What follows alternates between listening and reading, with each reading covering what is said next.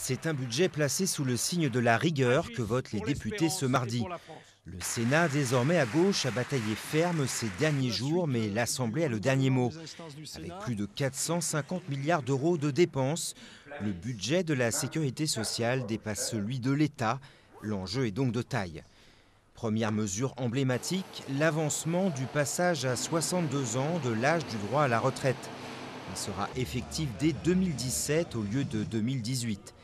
Une réforme qui devrait permettre d'économiser 100 millions d'euros dès l'an prochain et plus de 7 milliards à l'horizon 2018.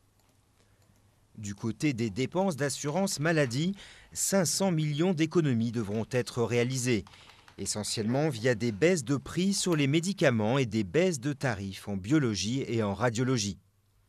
Rigueur aussi au niveau des prestations familiales et des allocations logement qui n'augmenteront que de 1% en 2012.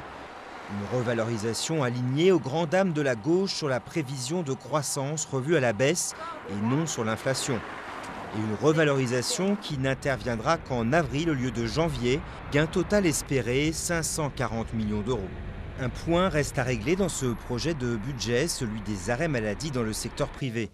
François Fillon avait annoncé un 4e jour de carence, c'est-à-dire un 4e jour non remboursé par la sécurité sociale. Mais face à l'hostilité des élus de son propre camp, le Premier ministre a promis une solution de substitution qui reste à trouver.